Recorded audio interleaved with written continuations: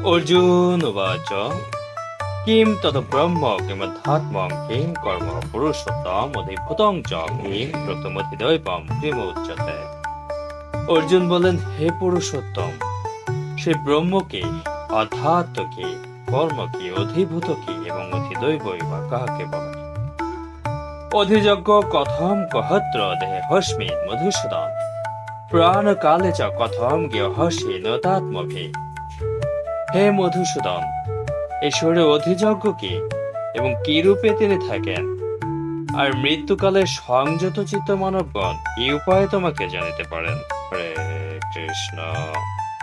শ্রী ভগবান উবাচ অক্ষরং ব্রহ্ম পরমং স্বভাবতত্ম মুচ্যতে ভূত ভবৎভবকর বিসর্গ কর্ম সংগীতা। শ্রী ভগবান বলেন, পরম অক্ষর যে বস্তু অর্থাৎ পরমাত্মাকে ব্রহ্ম বলে, স্বভাবকে অধ্যাত্ম বলে, আর যজ্ঞ প্রভৃতি যে সব কাজের ফলে মানবগণের জন্ম বুদ্ধি হইয়া থাকে, বৃদ্ধি হইয়া থাকে, তাহাকেই কর্ম বলে।